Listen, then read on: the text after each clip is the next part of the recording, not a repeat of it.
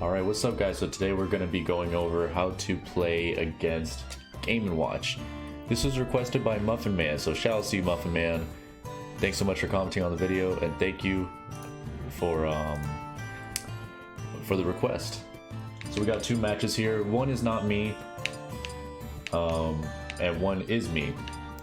This is by the name of Spectrum. Shout out to Spectrum, or otherwise known as Sammers, in one of our follower battles that we had. So again, if you guys like the content, please subscribe, follow me on Twitch. We do follower battles there, and so on and so forth. You guys know the drill. All right, let's get started. So the reason I had this is because I saw Muffin Man's request. I streamed, I found a Game & Watch. I got beat up 2 games because I didn't know what to do. And then I kind of watched this. I watched one of my other followers play my other follower, the Game & Watch player, and to kind of understand what was going on how he worked the matchup. And then this one is me playing the same guy. So we're gonna get started.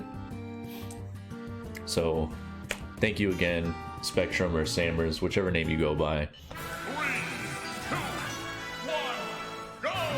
Alright, so he didn't start out with the C4. And then, okay, so the biggest problem with Game & Watch is the bucket, right? And the reason why it's a terrible matchup is because Game & Watch can use the bucket to actually reflect. It can reflect Nikita, up smash, stuff like that. But on an explosion, such as a grenade, or explosion on the up smash, or even the Nikita, he can actually suck up the bucket. And basically, when he fills the bucket up full, which is 3 notches, he'll unleash the oil spill, or the bucket spill, whatever you guys want to call it. Basically, it's almost instant death. So very, very bad situation.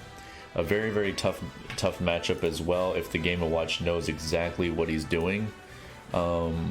Especially if he knows the matchup extremely well. So he can also use a C4 to take control of filling up the bucket as well. So that's another thing too. I'm gonna start out with the grab, the down throw. See, the Game & Watch knows what's going on. He's already looking for it. So we're gonna get in. He's gonna get in, and he's not gonna want to really use projectiles too much, or at least be very mindful of it. Because if you're too predictable with your explosions, Game & Watch will be able to actually take advantage of that and use the bucket to fill up, which we don't want. Also, I probably wouldn't recommend throwing the grenades at him because he'll know that they're coming, so he'll just have the bucket open.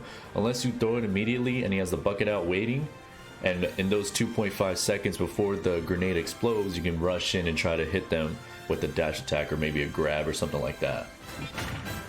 But never leave a Game & Watch with a grenade, like alone. See how he's being kind of mindful of not using grenade?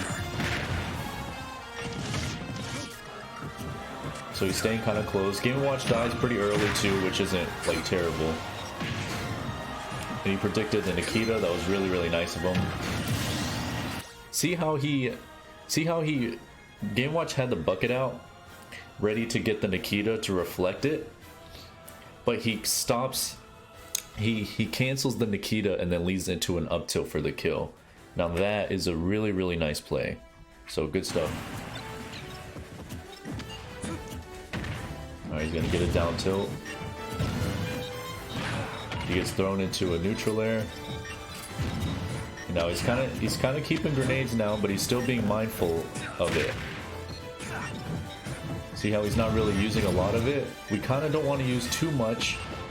See how he was able to fill up the bucket from that range?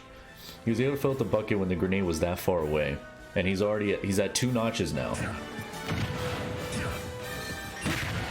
Okay, so he hits him with a dash attack. There goes the up smash. He used the bucket to reflect the up smash, so that was kind of dangerous for a second. Gets down smashed.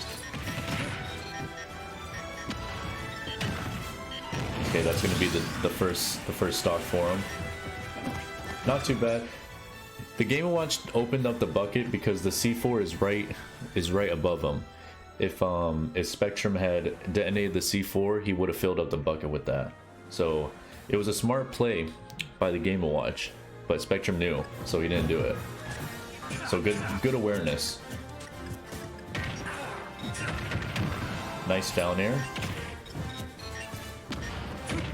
He tried to use the grenade to fill up the bucket, but he punishes with the up tilt. So so you kind of want to be mindful of your grenades. If anything, I would say maybe throwing them right when you pull one out, just to throw it, and then they're gonna use their bucket to try to absorb it. But then just use that time for them using the bucket to punish them before the grenade can explode. Oh, see, so now he has the bucket filled now. He's gonna get a throw into Nair, or neutral air. I'm just trying to get him with the side B, which could kill him if he does land a 9. Because remember, the 9 is pretty much a one-hit KO. Almost a one-hit KO, depending on the percent.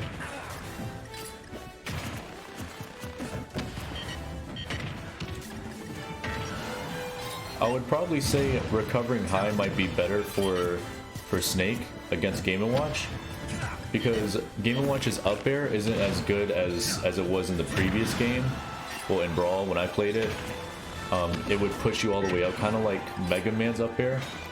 So I would say recovering high is probably going to be better. That's just my opinion. That way, recovering low, he doesn't have to worry about those down smashes that Game & Watch has. See, again, like, he's not really using explosives, which is fine. I mean, sure, it's Snake's overall playstyle. He jumped in the C4. It's Snake's overall playstyle, right? But in this specific matchup, there's going to be matchups where you don't want to use explosives too much. And one of those is going to be like Ness and Lucas and stuff like that.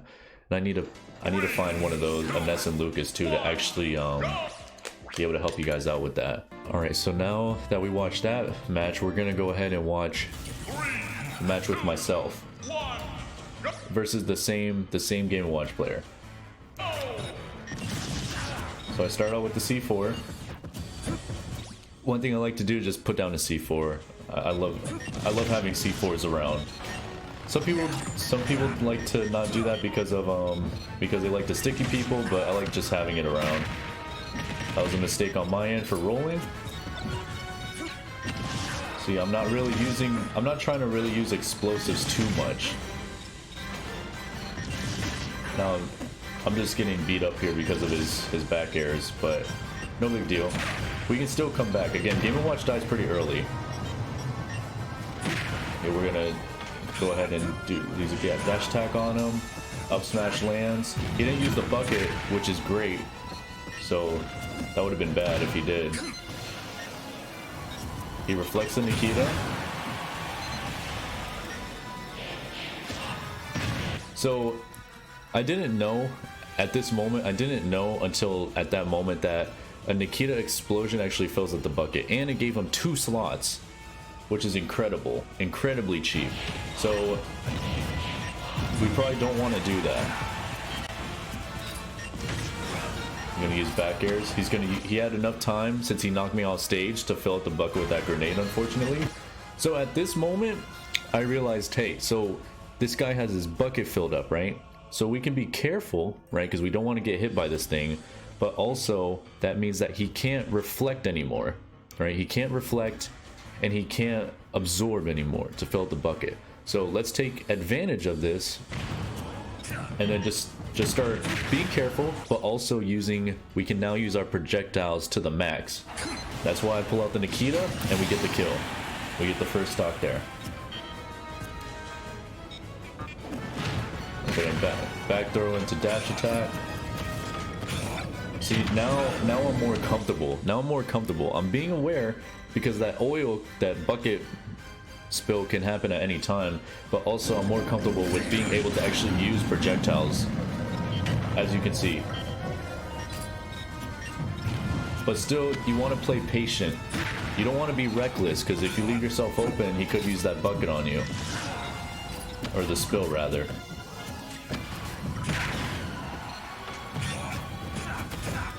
Alright, so we're just playing careful. We get down aired, sadly. Now, at this point, we really want to be careful, right? We didn't have to be too careful in the first stock because we had a really great lead going on, and it's more or less than likely Game & Watch is gonna recklessly use a bucket spill on you when you're already about to die, right? They don't want to do that. They want to save it for the right time. So at this point, now we want to be super careful because bucket can kill us and almost at 0. So we want to be really careful because if we mess up, the Game & Watch could throw the bucket at us and kill us early and easily take the lead. I punish with the Nair. Again, he doesn't really he can't really do anything. He can't absorb or reflect because of the bucket. If he does, he'll use the bucket spill and then he'll waste it. Back throw into C4, neutral air, up smash. So no, I'm just hanging out now. We're just being cool. Projectiles are here. I could have went for a down tilt there. See, so there goes the oil spill. So now I already died. I died super early, right? Terrible, right? But now it's a reset. So we still got a good lead. Game & Watch is almost dead with an up tilt. Okay, one up tilt and he's dead at this point. But we still want to be careful of explosives now. We want to reset. Don't use too many explosives. Don't let him refill that bucket. And we're gonna punish him for jumping. That's gonna be it. So, Muffin Man and other players that are having issues with Game & Watch, I really hope this helps you guys out. Make sure you subscribe. Follow me on Twitch. We play follower matches there. I really appreciate it, guys. It means a lot to me. And that'll be all. Have a great rest of your night. Bye now.